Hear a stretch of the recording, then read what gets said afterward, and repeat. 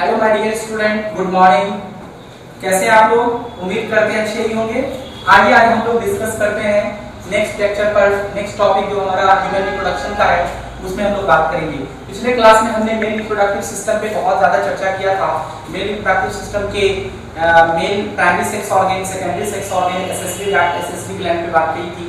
आज हम लोग प्राइमरी सेक्स ऑर्गन का ही एक टॉपिक डिस्कस करेंगे, वो है ट्रांसवर्स सेक्शन जो व्यूज है टेस्टिस का, उस पर हम लोग बात करेंगे। तो हम लोग देखेंगे ट्रांसवर्स सेक्शन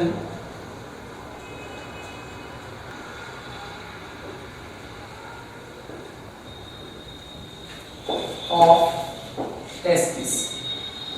जैसा कि मैंने पिछले क्लास में बताया था आपको कि ये टेस्टिस का जब हम ट्रांसवर्स सेक्शन लेते हैं तो टेस्टिस के अंदर 3 सेमिनिफेरस ट्यूब्यूल होता है।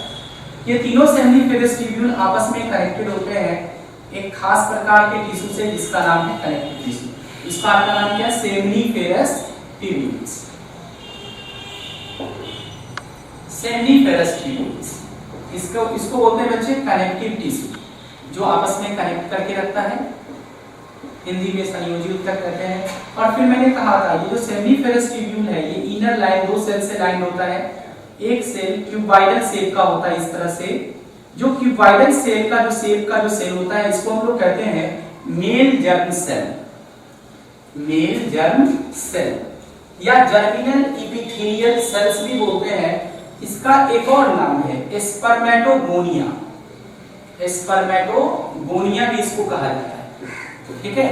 और फिर इसके बीच में एक स्पेशल सेल होता है जिसका नाम है सर्टोली सेल। इस तरह से होता है, ये सर्टोली सेल है। This is called Sertoli cell. Sertoli cell क्योंकि न्यूट्रिशन प्रोवाइड करता है स्पर्म जब मेल जर्म सेल से बनता है स्पर्मेटोगोनिया से, इसलिए सर्टोली सेल को हम लोग कहते हैं नर्स सेल। इसका नाम नर्स सेल भी है। इसको हम लोग सस्टेंटाक्युलर सेल भी कहते हैं। सस्टेंटाक्युलर सेल नाम है इसका। अब देखेंगे बच्चे सेमिनिफेरस ट्यूब्यूल के अंदर जो कनेक्टिव टिश्यू है इसके बीच में भी एक स्पेशल सेल होता है। इस स्पेशल सेल का नाम है, इसे हम लोग कहते हैं लेडी सेल्स या इंटरस्टिशियल सेल्स बोलते हैं। ये लेडी सेल्स है।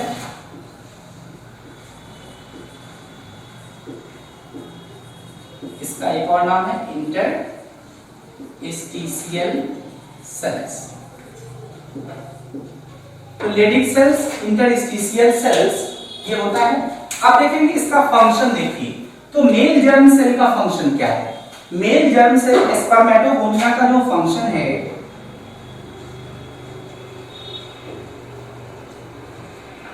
वो स्पर्म का फॉर्मेशन करता है, ठीक है। यानी it form male gamete, that is sperm. ये स्पर्म का फॉर्मेशन करता है कौन? मेल जर्म सेल, जिसका नाम स्पर्मेटोगोनिया है। और ये जो सर्टोली सेल्स जो आप देख रहे हो इसका फंक्शन क्या है? तो Sertoli cell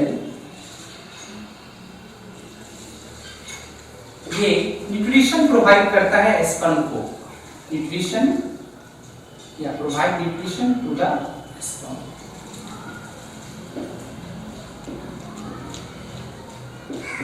to the sperm. ये स्पर्म को न्यूट्रिशन देता है कौन? Sertoli cell. इसका एक और फंक्शन है, ये एबीपी सेक्रीट करता है। एक सेक्रीट एबीपी। एबीपी का फुल फॉर्म होता है androgen binding protein.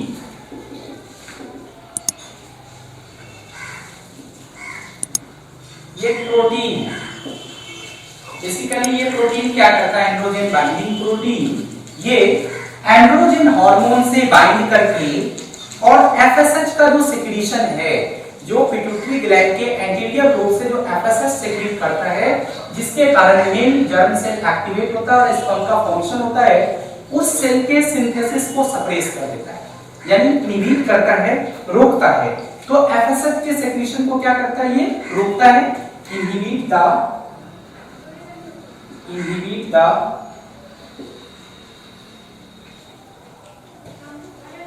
synthesis of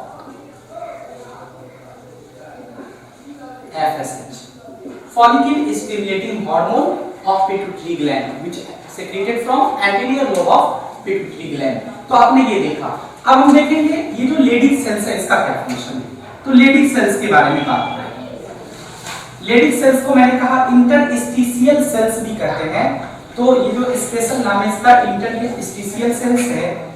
ये लेडिक सेल्स का फंक्शन क्या है, ये LH के कारण स्टिमुलेट होता है। इससे LH हार्मोन एक्शन करता है, ल्यूटिनाइजिंग हार्मोन जो कि पिट्यूटरी ग्लैंड के एंटीरियर लोब से आता है और ये इसको स्टिमुलेट करने के बाद ये सेक्रीट करता है male sex hormone. It secrete male sex hormone. Male sex hormone का ये सेक्रीशन करता है। तो मेल सेक्स हार्मोन का नाम क्या है, टेस्टोस्टेरोन। इसी को हम लोग कहते हैं एंड्रोजन। तो आपने देखा बच्चे कि मेल सेक्स हार्मोन यानी जो लेडिक सेल्स है ये टेस्टोस्टेरोन और एंड्रोजन का फॉर्मेशन करता है। कौन, लेडिक सेल्स। तो ये बेसिकली क्या है, ट्रांसवर्स सेक्शन ऑफ टेस्टिस है। तो आपने इसमें 3 सेल्स के बारे में चर्चा किया, एक मेल जर्म सेल स्पर्मेटोगोनिया, दूसरा सर्टोली सेल्स और तीसरा लेडिक सेल्स। आशा करते हैं आपको ये समझ में जरूर आया होगा। तो बच्चे लाइक और कमेंट जाके जरूर करें।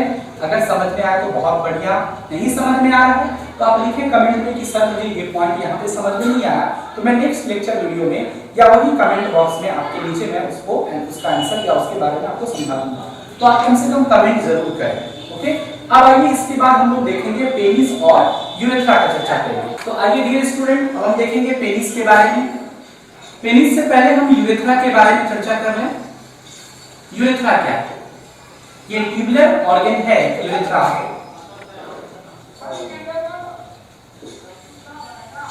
ट्यूबुलर ऑर्गन होता है। बेसिकली यूरेथ्रा का 3 पार्ट होता है, ठीक है। एक यूरेथ्रा जो सेमाइनल वेसिकल से लेकर के प्रोस्टेट ग्लैंड तक होता है उसको हम लोग कहते हैं मेम्ब्रेनस यूरेथ्रा।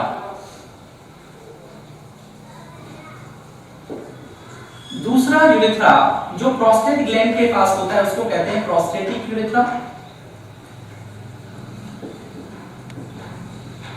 और तीसरा जो है वो है पेनाइल यूरेथ्रा।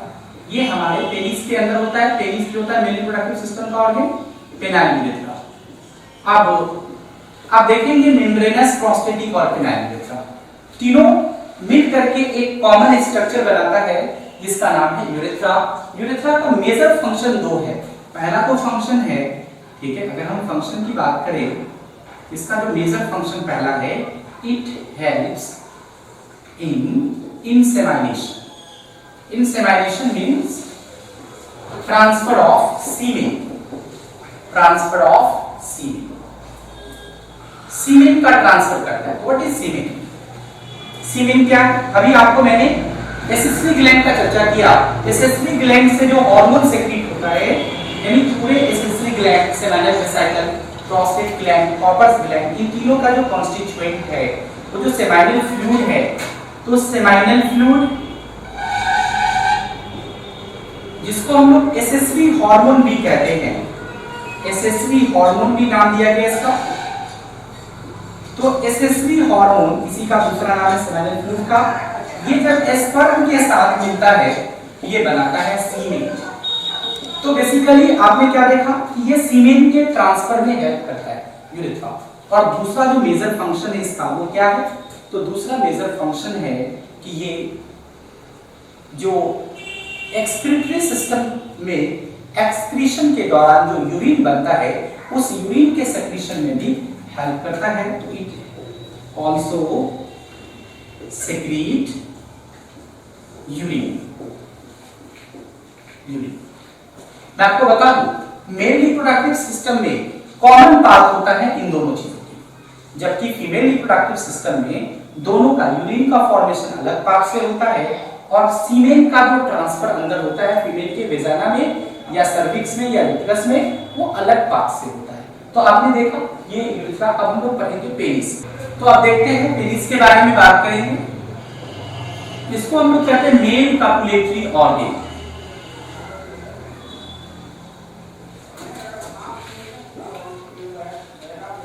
मैं आपको फिर से कह रहा हूं, मेरे वीडियो को अंत तक जरूर देखें।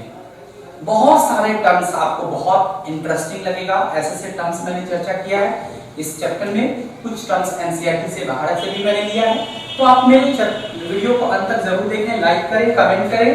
और अगर आपने अभी तक मेरे चैनल को सब्सक्राइब नहीं किया, अगर आप इस चैनल पर नए हैं तो टचबैस इंस्टीट्यूट बिरौल को जरूर सब्सक्राइब करें, कमेंट करें, लाइक करें, शेयर करें मेरे वीडियो को। आइए देखते हैं पेनिस के बारे में। तो पेनिस क्या है? एक मेल कॉपुलेटरी ऑर्गन है। ये इलोंगेटेड होता है, लंबा होता है, सिलिंड्रिकल होता है।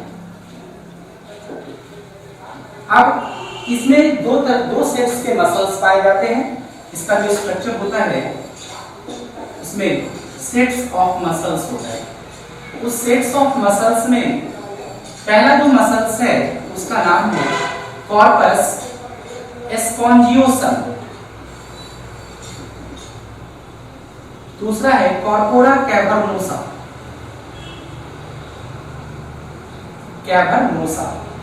ये दोनों सेट्स ऑफ मसल्स मिल करके इस स्ट्रक्चर यानी कि पेनिस का फॉर्मेशन करता है। ये दोनों मसल्स के कारण ही पेनिस इरेक्टाइल होता है। इसमें कॉर्पस स्पॉन्जियोसम का बहुत बड़ा रोल है। जब कोई मेल के अंदर सेक्सुअल फिनोमेना या सेक्सुअल एक्टिविटी अगर डेवलप होता है, उस दौरान मेल का जो कॉर्पस स्पॉन्जियोसम है, इसके अंदर ब्लड वेसल्स होता है। तो ब्लड वेसल्स के अंदर ब्लड का जो फ्लो है वो रुक जाता है, जिसके कारण कॉर्पस स्पॉन्जियोसम मसल्स जो है उसमें ब्लड के नहीं आने से उसके मसल्स में एक टाइल जैसा मतलब इवेंट दिखने को मिलता है, जिसके कारण पेनिस इरेक्टाइल हो जाता है। तो पेनिस इरेक्टाइल कब होता है? ड्यूरिंग द कॉपुलेशन या ड्यूरिंग द सेक्सुअल एक्टिविटी या ड्यूरिंग द सेक्सुअल एक्साइटमेंट। तो ये जो आपने देखा ये इसका मेन रोल है। अब जो पेनिस का जो सबसे अपर पोर्शन है जिसको हम लोग ग्लांस कहते हैं, ग्लांस ऑफ पेनिस, जो टिप होता है पेनिस का उसको क्या कहा जाता है? ग्लांस, टिप ऑफ पेनिस, जो कि एक पतले स्किन से कवर्ड होता है। उस फोल्डेड स्किन का नाम है folded skin, covered by folded skin called prepuce. इसको हम लोग प्रीप्यूस कहते हैं या फोल्ड स्किन कहते हैं। तो आपने यहां देखा कि इस तरह से आपने डिस्कशन किया कि एक मेल रिप्रोडक्टिव सिस्टम में हम लोगों ने बात की।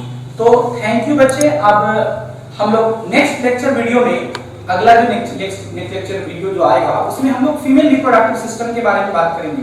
मैं आप लोग से अंत में कहना ये चाहता हूं कि आप मेरे पर वीडियो को देखने के बाद आप एनसीईआरटी बुक का लाइन टू लाइन पढ़ें। इस चैप्टर में क्या क्या दिया हुआ है, कौन कौन से टर्म्स हैं। अगर कोई टर्म्स आपको समझ में नहीं आ रहा है तो आप मेरे कमेंट बॉक्स में वहां आप उसका फोटो भी डाल सकते हैं खींच करके लाइन का, या नहीं तो आप उस लाइन को लिख करके कमेंट बॉक्स में डाल दीजिए। मैं वहां पर उस लाइन को अच्छे से आपको समझा दूंगा।